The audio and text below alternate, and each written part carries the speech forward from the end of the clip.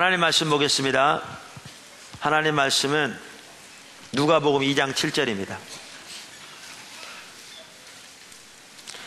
어제 저녁에 보았던 본문과 똑같은 본문입니다.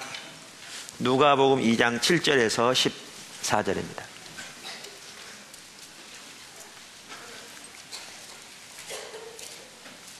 처자들을 낳아 강보로 쌓아서 구유에 누였으니 이는 여관에 있을 곳이 없음이로라.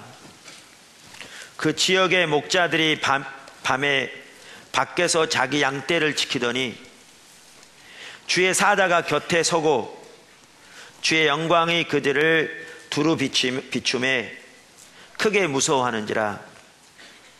천사가 이르되 무서워하지 말라. 보라, 내가 온 백성에게 미칠 큰 기쁨의 좋은 소식을 너희에게 전하노라. 오늘 다윗의 동네에 너희를 위하여 구주가 나셨으니 곧 그리스도 주시니라. 너희가 가서 강보에 쌓여 구유에 누워 있는 아기를 보리니 이것이 너희에게 표적이니라 하더니 호련히 수많은 천군이 그 천사들과 함께 하나님을 찬송하여 이르되 지극히 높은 곳에서는 하나님께 영광이요 땅에서는 하나님이 기뻐하신 사람들 중에 평화로다 하니라. 오늘 우리가 잘 아는 대로 예수님이 인간의 몸을 입고 이 땅에 오신 것을 기념하는 날입니다. 엄격하게 따지면요, 예수님이 몇 월 며칠 날 이 땅에 오신지는 아무도 모릅니다. 왜냐하면 그때 기록이 안 남아있기 때문에요. 그런데 우리는 이 날을 통해서 그 오심을 기념하는 것입니다. 그것을 기억하고, 절기의 가장 중요한 요소는 기억하는 거라고 그랬잖아요. 하나님께서 행하신 것을 기억하고 그것을 기념하는 날입니다. 그래서 사실 어제 저녁에 이 성탄에 담긴 의미를 살펴보았는데요. 저는 오늘 제가 원래 준비할 때는 똑같은 본문을 가지고 어제는 그 의미를 살펴보고요, 오늘은 그 의미를 토대로 우리가 어떻게 주님과 동행하는 삶을 살아야 할 것인가, 이런 부분을 살펴보려고 준비를 했었어요. 처음에 그랬는데 이제 구체적으로 이 부분을 설교를 나누려고 준비하다 보니까 어제 못 오신 분도 계시고 또 이 성탄절의 그 의미를 되새겨보는 것이 중요할 것 같아서요,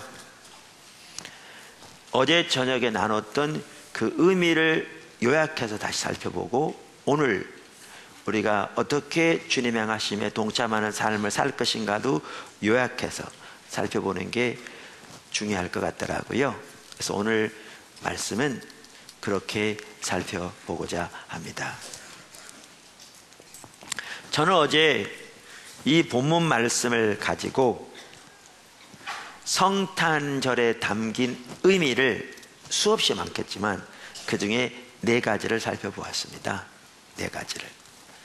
본문에 나오는 그 첫 번째가 뭐냐면, 성탄절은 온 백성에게 미칠 큰 기쁨의 소식이다 라는 것입니다. 온 백성에게 미칠 큰 기쁨의 소식이다. 어제 저녁에 오신 분들이 많이 계신데 제가 어제 저녁에 나눴던 설교를 다시 하려고 하지 않습니다. 그 요점들을 같이 살펴보고자 합니다.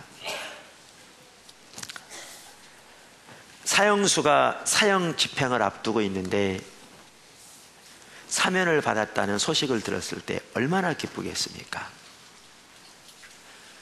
그것이 큰 기쁨일 텐데, 우리 주님의 오신 것은 우리의 죄로 인해 창조주로부터 영원히 분리되어 영원한 죽음 가운데 있는 인류에게 그 죄를 사면하고 구속하러 하나님의 아들이 오셨다는 소식이기에 이 성탄의 소식이야말로 정말 큰 기쁨의 소식입니다. 그래서 들에서 양을 치던 목자들에게 천사들이 나타나서 예수님이 탄생하신 소식을 알리면서 하는 말이 온 백성에게 미칠 큰 기쁨의 소식을 전한다고 했는데, 이 소식이야말로 정말 큰 기쁨의 소식입니다. 또한 이 소식은 온 백성에게 미칠 소식입니다. 다시 말하면 모든 사람에게, 흑인이든지 백인이든지 아시아인이든지, 남자든지 여자든지, 젊은 사람이든지 나이 많은 사람이든지, 잘생긴 사람이든지 못생긴 사람이든지, 돈이 많은 사람이든지 가난한 사람이든지, 건강한 사람이든지 장애가 있는 사람이든지, 공부를 잘하는 사람이든지 못하는 사람이든지 상관없이 모든 사람에게 미칠 큰 기쁨의 소식입니다. 두 번째, 예수님은 구세주이시자 주님이십니다.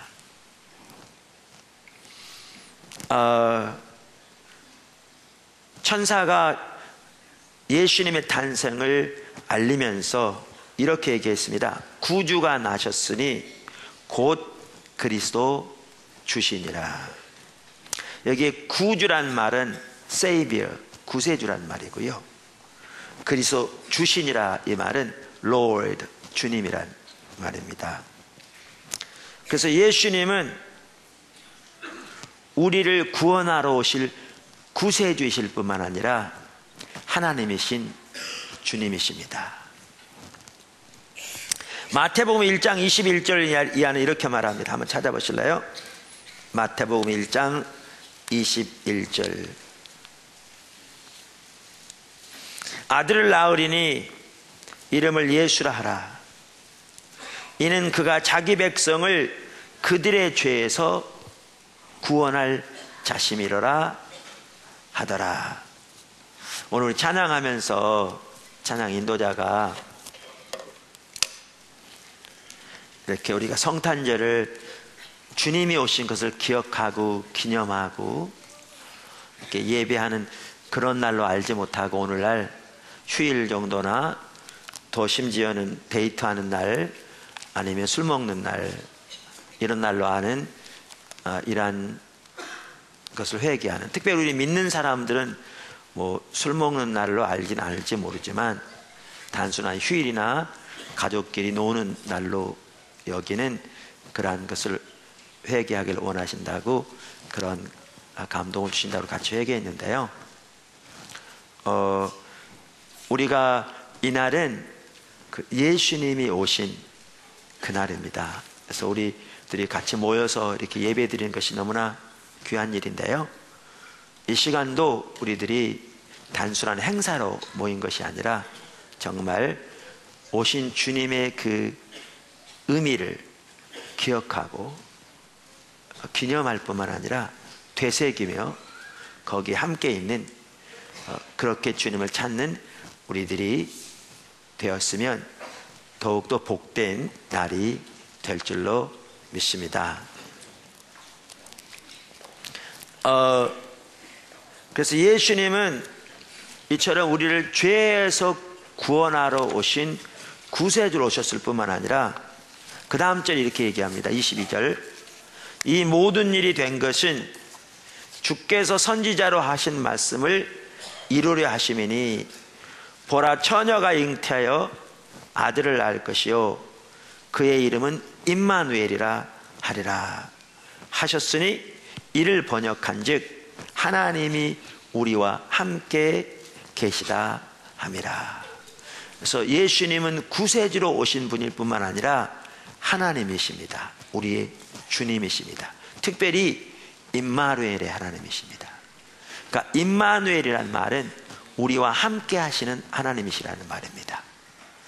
그래서 우리 하나님은 그저 멀리 계셔서 채찍을 들고 서 계시다가 우리가 잘하나 못하나 지켜보다가 잘못하면 채찍을 내리치시는 그런 하나님이 아니고, 죄에 빠져 영원한 사망 가운데서 소망이 없는 인류를 구원하기 위해 인간의 몸을 입고 오셔서 우리 가운데 거하시며 우리 가운데 하나님을 나타내시며 하나님의 길을 보이시며 급기야는 우리를 위해 십자가에 돌아가시고 죄와 사망과 사단의 권세를 멸하시고 부활하사 하나님께로 나아가는 산 길을 여신 하나님이십니다. 삼위일체 하나님. 그래서 우리 예수님은 구세주이며 주님이십니다. 이 말은 우리의 신앙은 우리의 구세주이며 주님이신 예수님을 신뢰하는 것이 신앙인데, 그분을 우리의 구세주로 뿐만 아니라 주님으로 모시고 우리의 모든 삶의 영역이 그분의 통치 아래 놓여질 때 거기에 하나님의 생명이 넘치게 될 줄로 믿습니다. 세 번째, 천사들이 목자들에게 전한 메시지는, 땅에서는 그 성탄의 소식이 땅에서는 하나님이 기뻐하신 사람들 중에 평화로다, 이렇게 말했습니다. 그러니까 성탄의 메시지 핵심은 평화라는 단어입니다. 평화. 그러니까 예수님이 우리의 평화가 되십니다. 여기에 평화란 말은 다른 말로 화평인데, 다른 말로 화목이고, 십자가 그걸 의미합니다. 하나님과의 우리와의 화평을 이루시고 우리와 우리와의 화평을 이루신 것이 예수님입니다.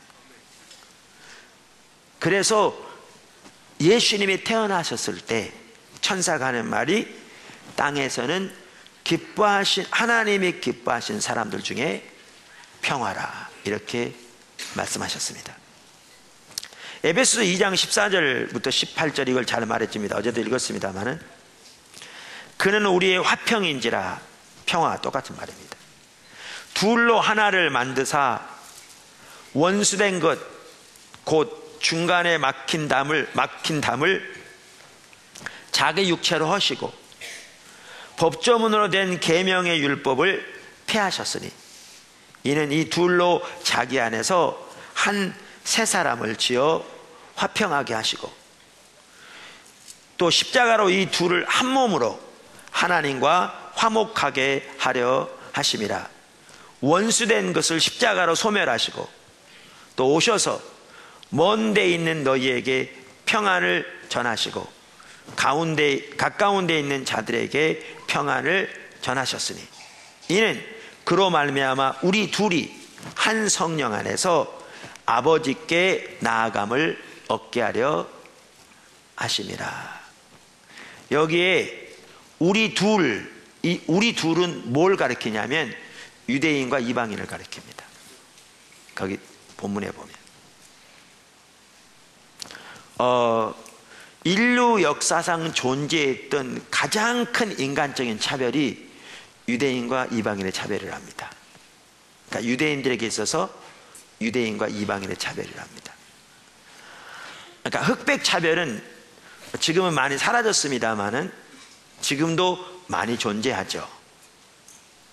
몇십 년 전만 해도 남아프리카 공화국에는 헌법에 기독교 국가라고 써 있는데도 흑백 차별이 있었습니다. 그래서 어떤 해변 같은 데도 백인들이 가는 해변이 있었고요, 흑인들이 가는 해변이 있었습니다. 백인들이 가는 해변에 흑인들이 들어가면 당장에 경찰이 와서 구속시켜 버렸습니다. 감히 접근하지 못했습니다. 저희가 남아공에도 여러 번 갔습니다만, 가보면 이렇게 집이 있는데요, 흑인들을 이제 하인으로 쓰는데 하인들은 집 안에 들어오지 못했습니다. 그러니까 세탁기가 있는 것 같은데 한쪽 구석에 이렇게 칸을 막아서 거기에 살게 했습니다.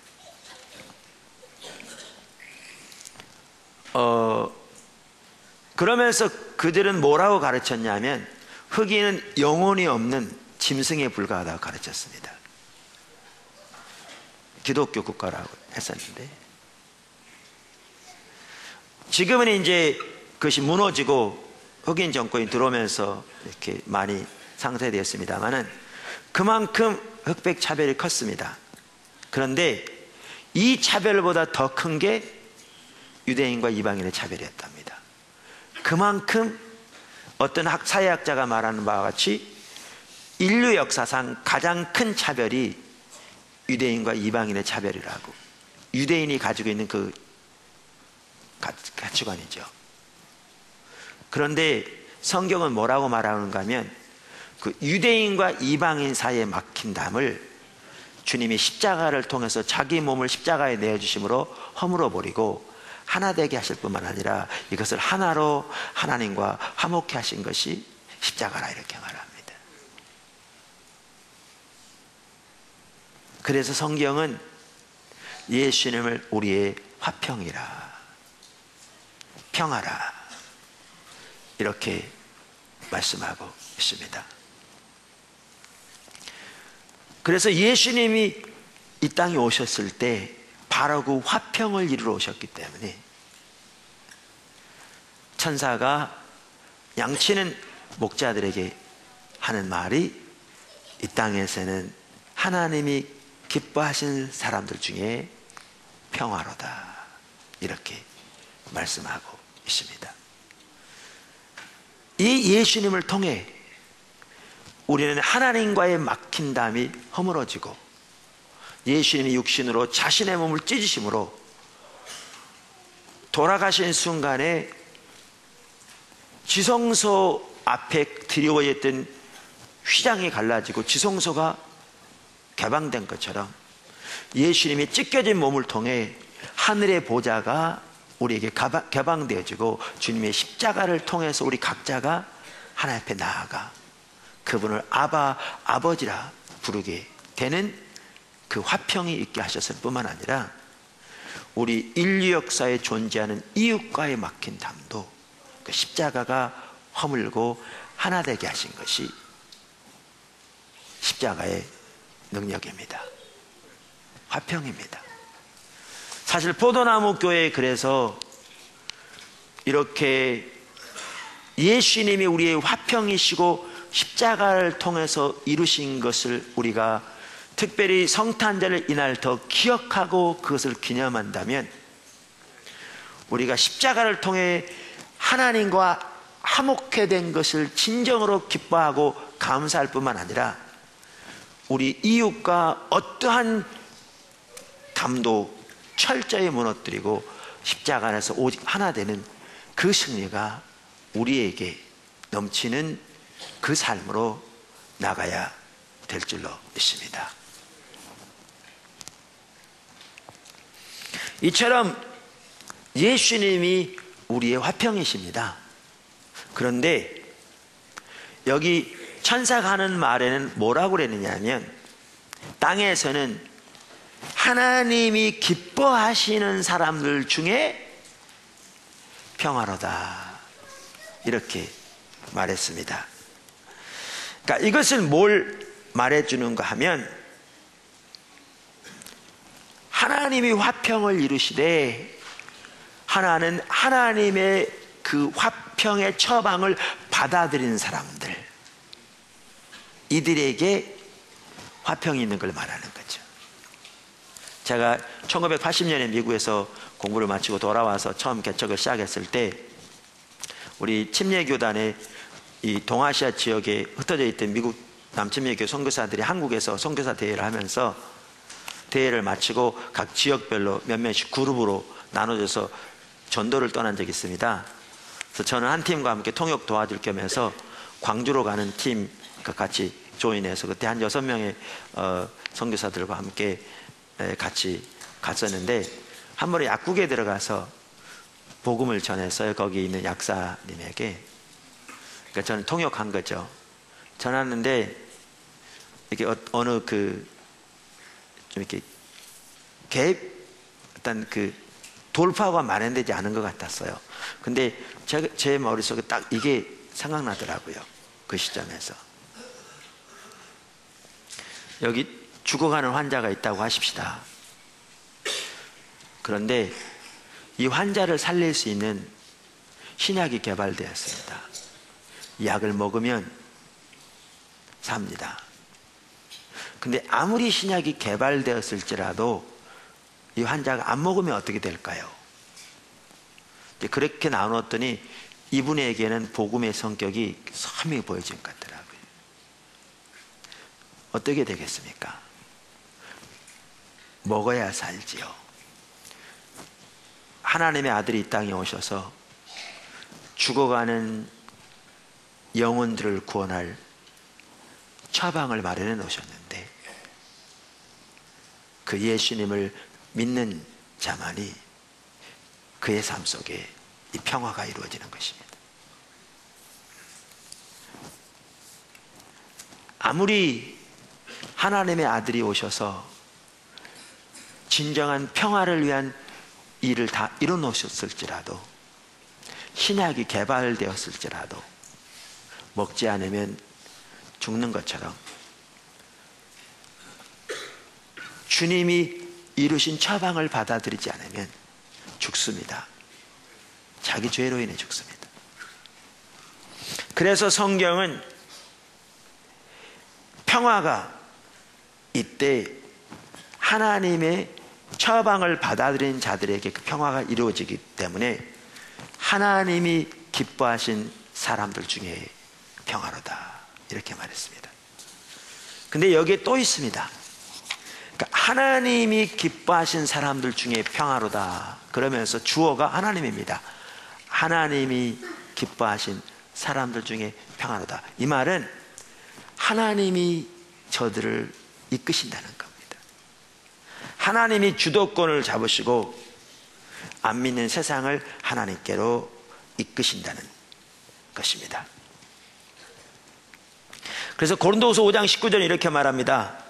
곧 하나님께서 그리스도 안에 계시사 세상을 자기와 화목하게 하시며, 하나님께서 세상을 자기와 화목하게 하셨다.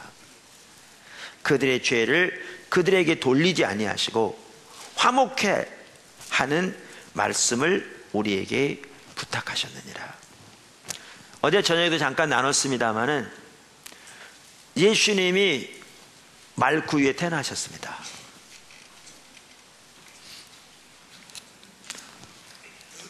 그분이 인류의 죄를 구원하러 오신 분입니다. 하나님이 보내신 분입니다. 그런데 아무도 그 예수님 알아보지 못했습니다. 어떤 사람만 알아봤느냐? 하나님이 보내셔서 하나님이 행하시는 것을 알리신 사람들만 알아봤습니다. 그래서 때로는 동방에서부터 왔습니다. 하나님 별을 통해 그들에게 말씀하셔서. 예루살렘에 있는 사람들은 전혀 몰랐지만, 주변의 사람들은 전혀 몰랐지만 목자들은 알았습니다. 왜냐하면 하나님이 목자들에게 말씀하셨기 때문입니다.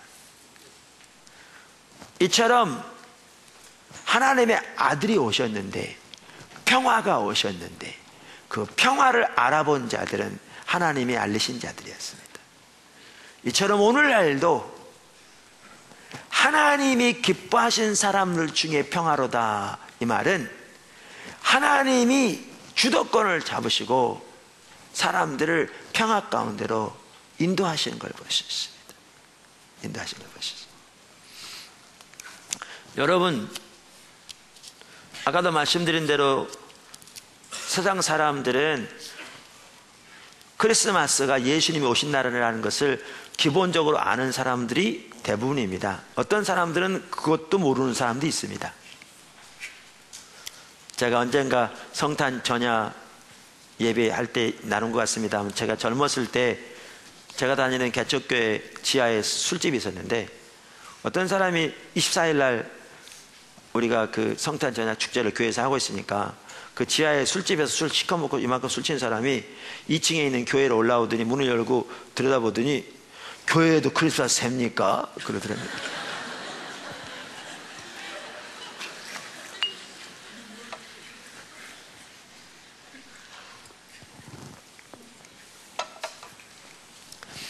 대부분의 사람들은 아기 예수님이 이 땅에 오신 날을 기념하는 날이 성탄절이라는 것을 알지만, 하나님께서 그 마음눈을 밝혀주셔서 우리의 죄를 위해 십자가를 지러 오신 하나님의 아들이 그들 속에 비춰지지 않기 때문에 저와 여러분처럼 이 자리에 나와 하나님께 예배를 드리지 않는 겁니다.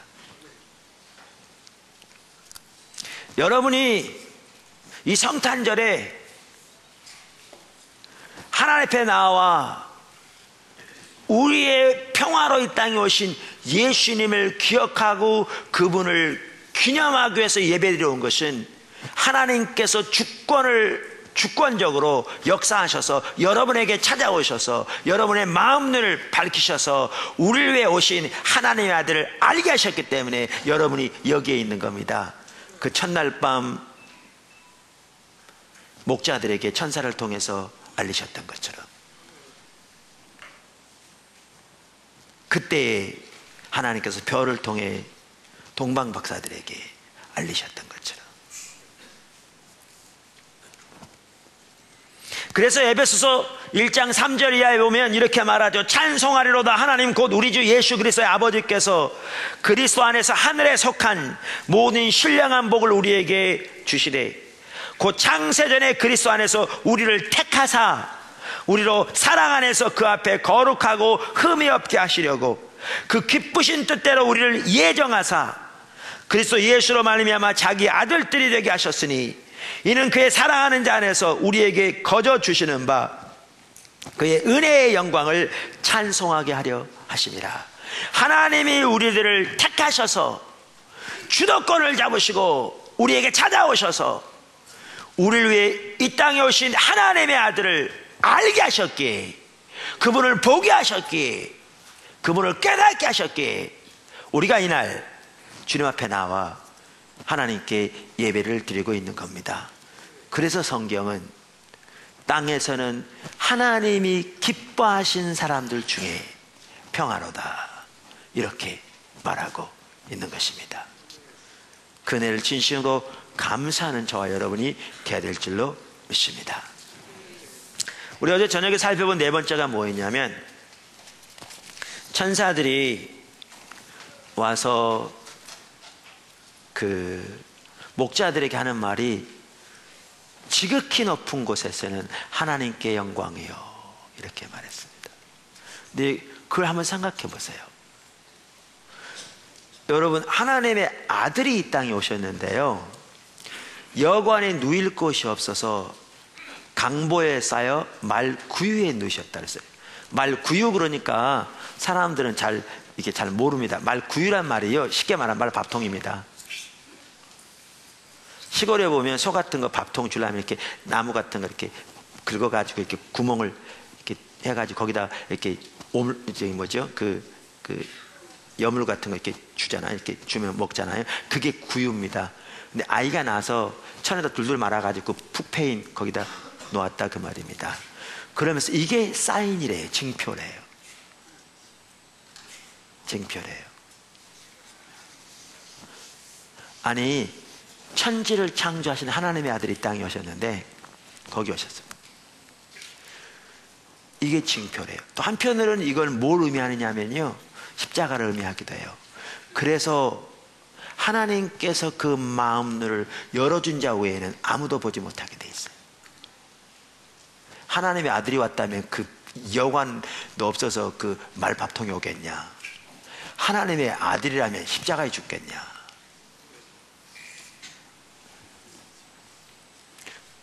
근데 하나님의 입장에서 보신다면 하나님의 아들이 종의 형체를 가져 인간으로 태어나셨고, 그것도 방도 없어서 말밥통에 태어나시고, 그리고 그 당시에 가장 큰 죄인들이 당하는 극형틀인 십자가에 돌아가신, 여러분, 로마인들은 아무리 큰 죄를 지어도 십자가에서 안 죽었습니다. 그 당시 십자가 처형은 로마인들은 안 받았습니다. 아무리 큰 죄를 지어도.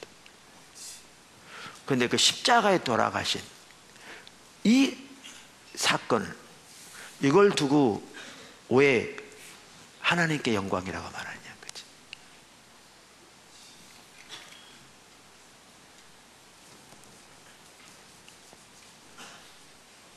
이걸 두고 왜 성경은 지극히 높은 곳에서는 하나님께 영광이요 이렇게 말하냐는 거죠.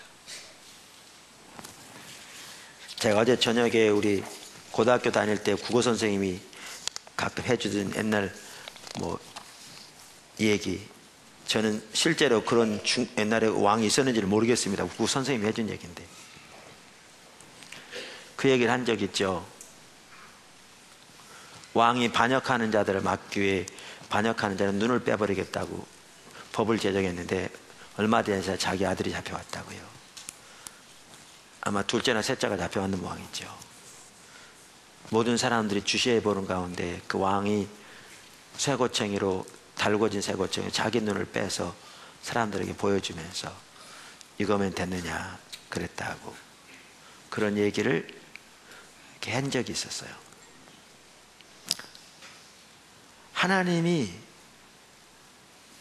하나님의 아들을 내어주셔까지 우리를 사랑하셔서 그것을 통해 우리를 구원하시기를 기뻐하셨기에 하나님의 아들이 누울 데가 없어 마구간에 말 밥통에 누워있고 십자가 지시는 그랬는데도 이것을 두고 성경은 지극히 높은 곳에서는 하나님께 영광이라고 말하고 있지. 그만큼 이 성탄절은 하나님의 크신 사랑이 우리에게 계시된 사건입니다. 계시된 사건입니다.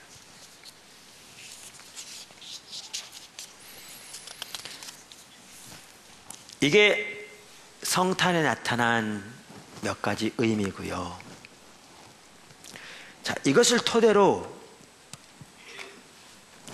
우리는 이 성탄에 나타난 이러한 것을 살펴보면서 어떤 삶을 살아야 될 것인가,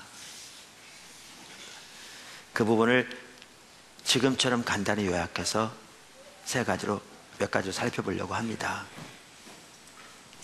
저는 이 성탄의 사건을 보면서도 하나님의 일하시는 방법이 보여지는 것 같더라고요. 하나님이 일하시는 방법이 보여지는 것 같았어요. 자, 첫째, 하나님의 주도권.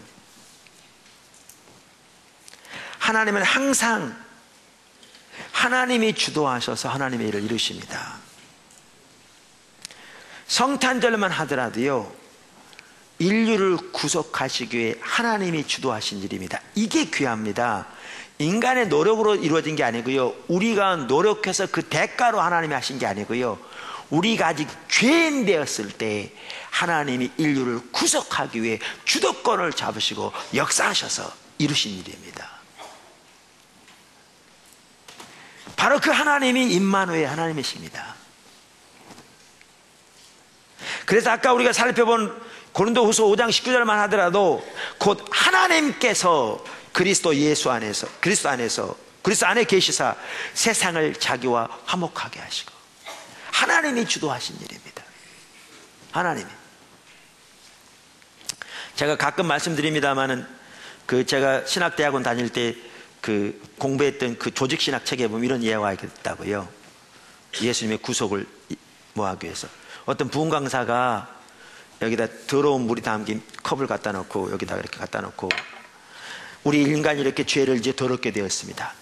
네, 하나님은 공의 안 하시는데 죄를 심판해야 합니다. 그러면서 컵 갖다 놓고 망치를 들고 강단에 지금 내리친다고요. 그러니까 이제 앉아있는 그 성도들이 저 깨지면 어떡하지? 이렇게 찡그리고 있는 거죠. 어떡할까? 그랬더니 이분이 내리치다가 여기 숨겨놨던 이 쟁반 같은 거, 양초로 된 걸 딱 갖다 대면서 여기 쫙 치니까 마이크 앞에서 그냥 쫙 소리가 나잖아요. 근데 하나님께서 이렇게 심판하셔야 되는데 예수님이 우리를 위해서 형벌을 당하심으로 우리 죄를 십자가 돌아가셨습니다. 이렇게 설교했다고요.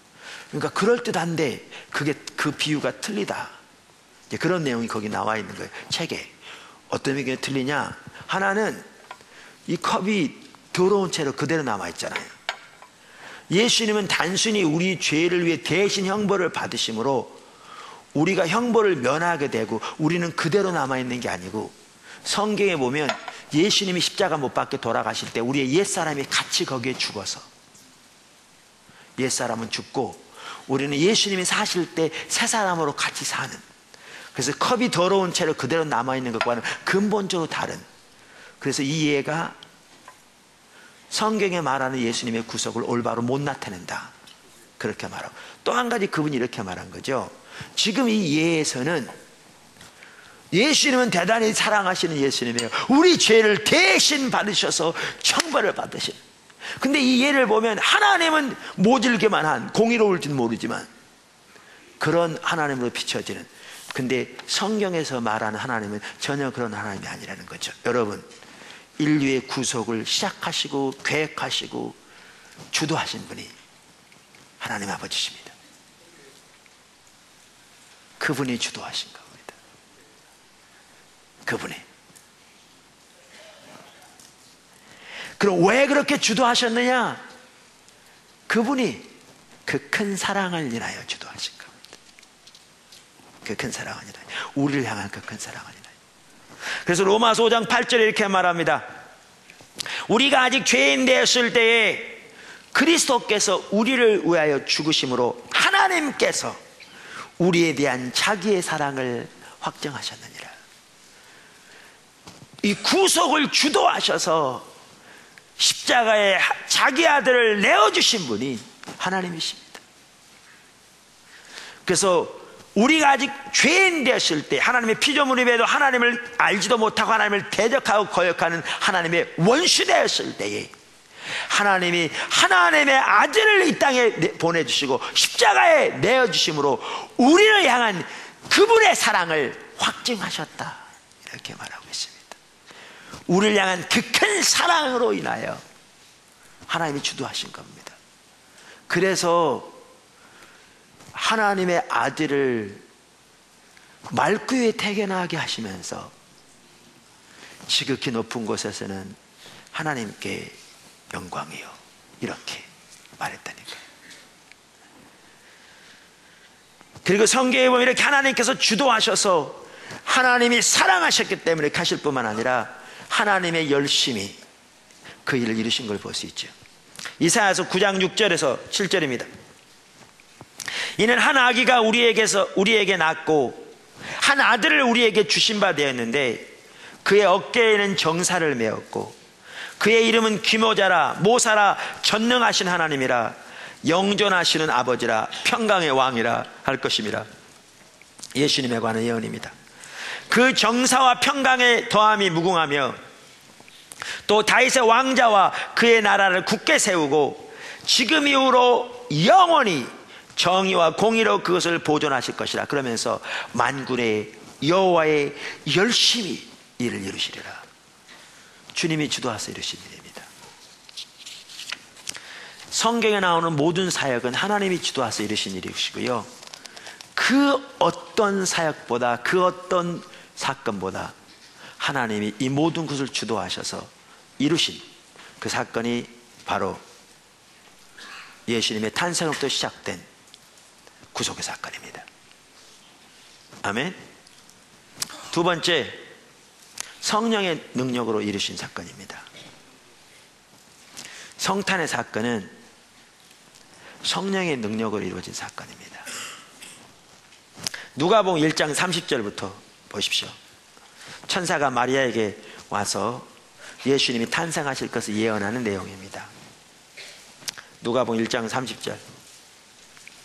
천사가 이르되 마리아여 무서워하지 말라. 네가 하나님께 은혜를 입었느니라.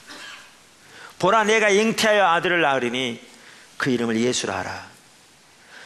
그가 큰 자가 되고 지극히 높으신 이의 아들이라 일컬어질 것이요 주 하나님께서 그 조상 다윗의 왕위를 그에게 주시리니 영원히 야곱의 집을 왕으로 다스릴 것이며 그 나라가 무궁하리라.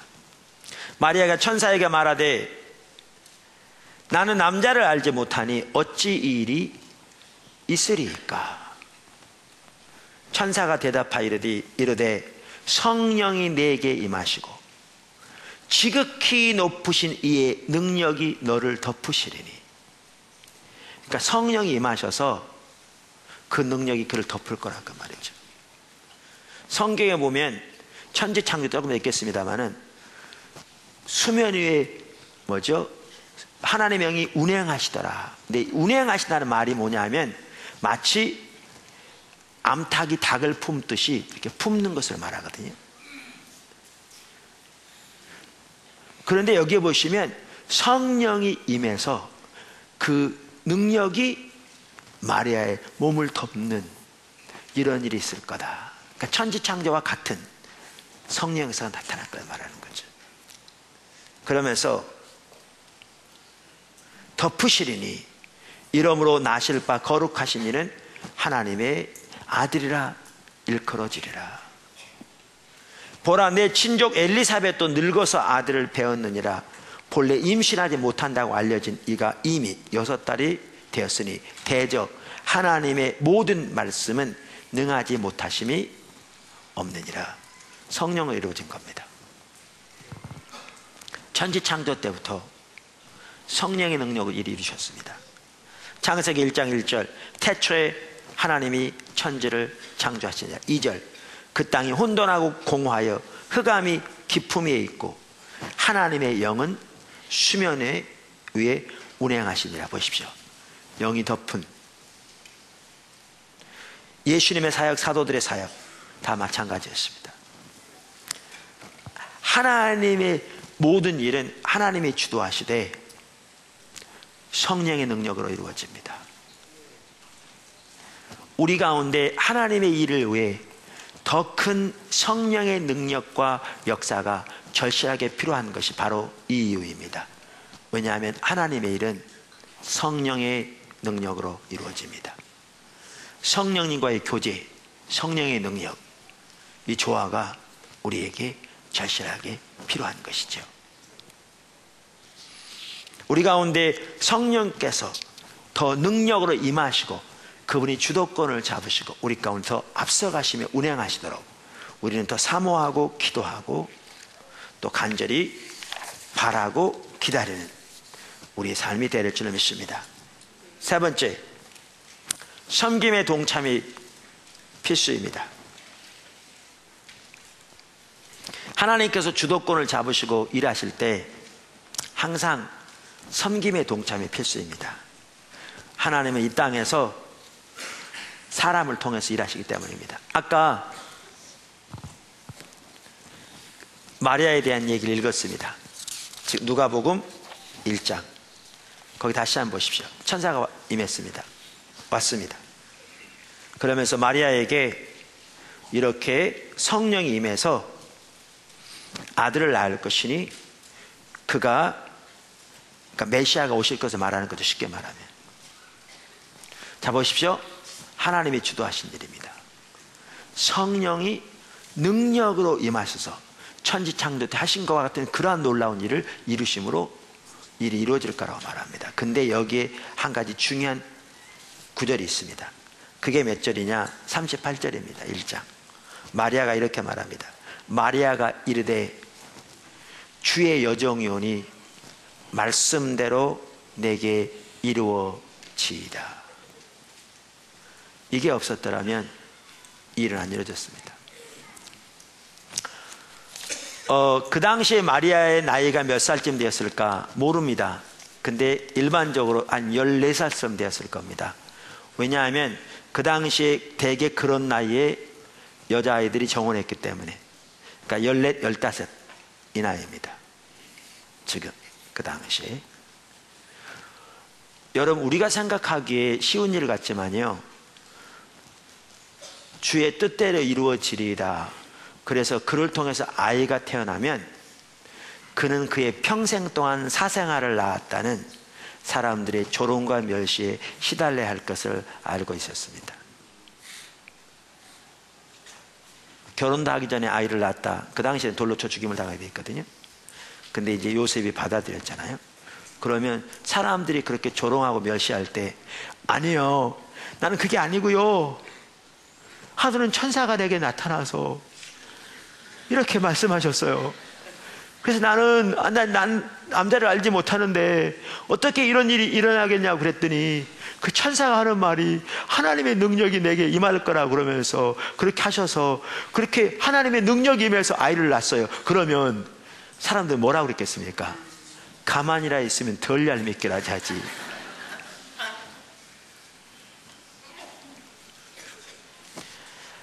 하나님이 앞서가시면서 따라가실 때 그 하나님의 따라가려면 두 가지가 우리에게 절실하게 필요한데요. 많은 대가 지불이 요구되고요. 또 하나는 지금 마리아의 경우처럼 사람들의 오해와 멸시와 심지어 조롱, 이걸 스티그마라고 그러는데 스티그마를 지고 견디는 것이 같이 가는 것이 필요합니다. 근데 이 마리아는 하나님께서 그 놀라운 일을 하려고 하셨을 때 기꺼이 스티그마를 지고 주의 계집종이오니 주의 뜻대로 하시옵소서라고 하나님께 삶을 드림으로 이 하나님의 일이 이루어졌습니다. 예수님도 보십시오. 여러분, 예수님은 삼위일체 하나님 본체십니다. 그래서 빌립보서 2장 9절에 이렇게 말합니다. 이러므로 하나님이 2장 5절 너희 안에 이 마음을 품으라. 곧 그리스도 예수의 마음이니 그는 근본 하나님의 본체시나 하나님과 동등됨을 취할 것으로 여기지 아니하시고 오히려 자기를 비어 종의 형체를 가져 사람들과 같이 되셨고 사람의 모양으로 나타나사 자기를 낮추시고 죽기까지 복종하셨으니 그 십자가에 죽으시느라 하나님의 본체신데 자기를 낮추시고 종의 형체를 가져 인간으로 이 땅에 오셨습니다. 지금 우리가 사는 은하계가요, 빛의 속도가 이걸 쉽게 말하면 지구를 7번 반 돈다잖아요. 똑딱 1초에.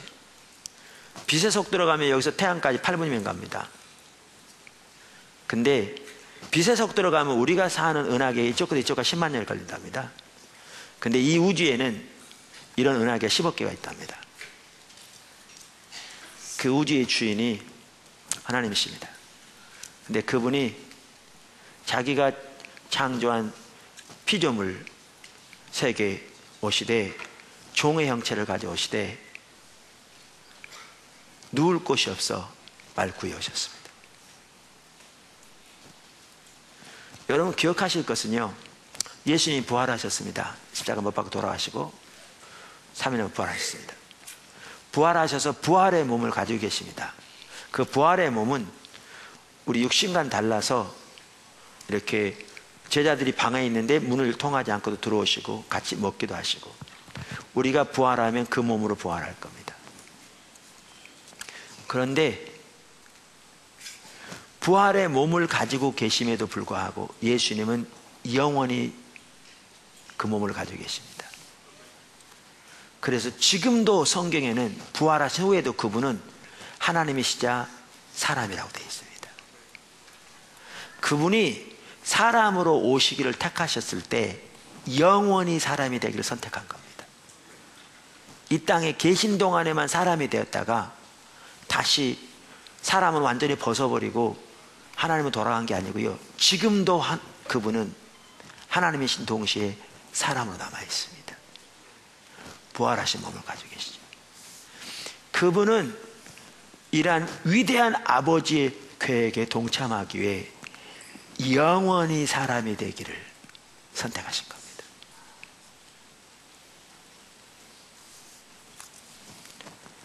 하나님이 주도권을 잡으시고 일하시되 이 하나님의 일에 기꺼이 섬김으로 동참하는 그 사람들을 통해서, 그것을 통해서 하나님의 일이 이루어집니다.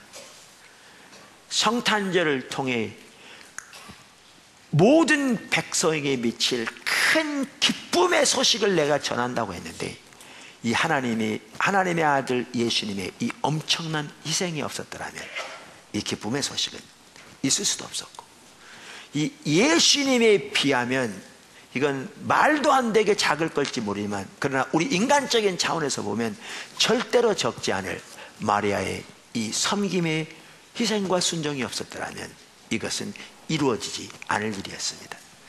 하나님이 항상 주도권을 잡으시길 하시고 성령의 능력으로 일하시되 거기에 섬김의 동참이 필수입니다. 그리고 그 섬긴 자들에게는 놀라운 상급이 주어질 겁니다. 하나님과 친밀함, 권세와 능력, 하나님의 영광 등등.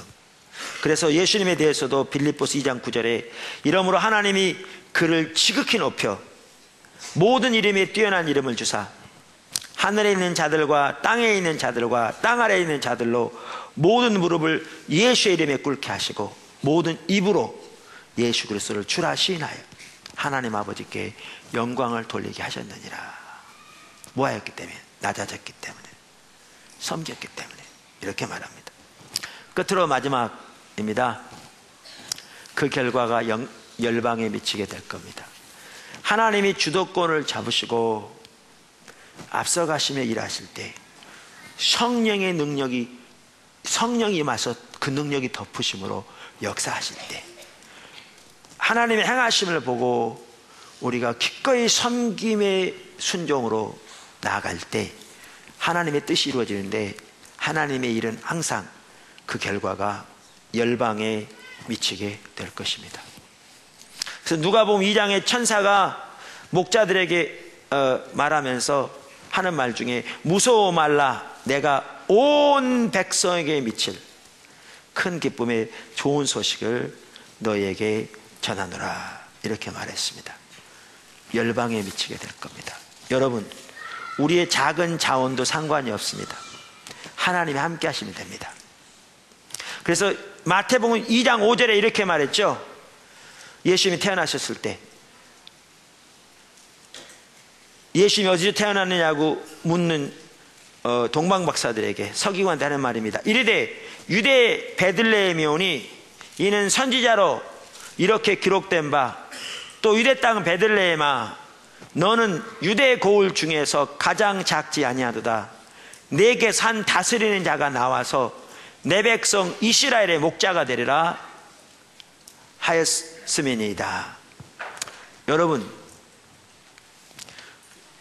그 당시 유대 나라는요 작은 나라였습니다. 세계에서 유대 나라에서 베들레헴은요 정말 작은 나라였습니다.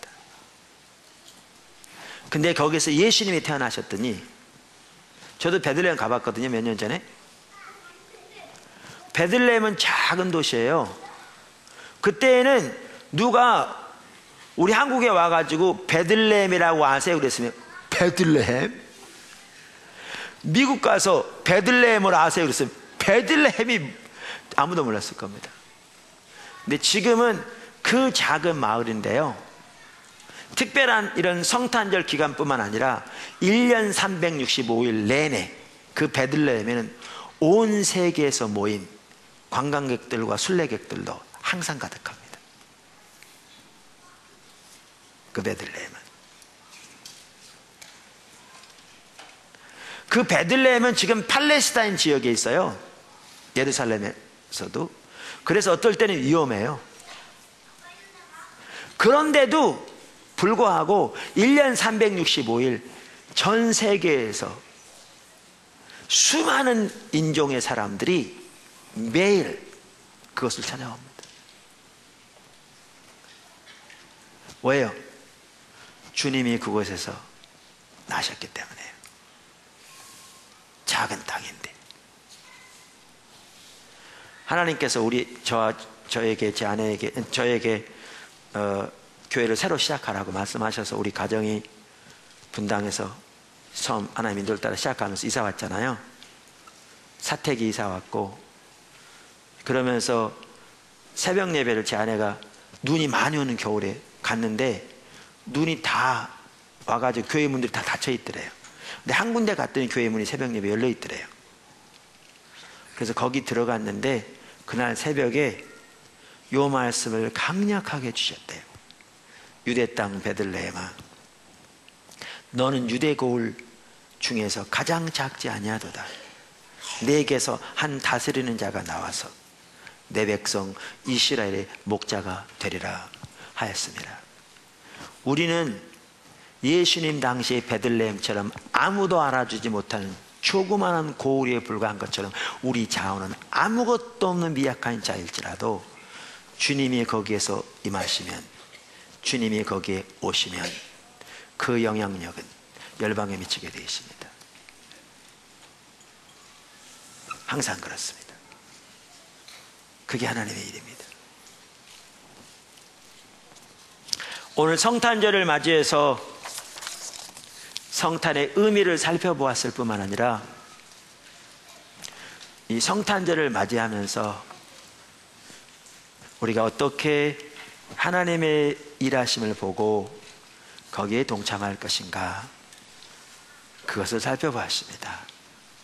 하나님은 주도권을 잡으시고 하나님의 일을 이루어 가십니다. 성령의 능력으로 그 일을 이루십니다. 그런데 거기에는 인간의 섬김의 순종이 필요하고요. 이렇게 우리가 나아갈 때 우리의 자원은 그야말로 보잘것없는 그러한 작을지라도 하나님이 하나님의 능력으로 역사하시면 그 결과는 열방에 미치는 그런 일들이 있게 될 것입니다. 여러분, 지금 미국에 가셔서 백인들을 붙잡아 놓고 신갈이 어딘지 아세요? 하고 물어보면 지금 여러분이 웃으시는 것처럼 그렇게 웃을 겁니다. 여러분이 남아프리카 공화국에 가셔서 요하네스버그에 거기에 있는 흑인들을 불러 모아놓고 신갈이 어딘 줄 아세요? 라고 물으면 똑같이 웃을 겁니다.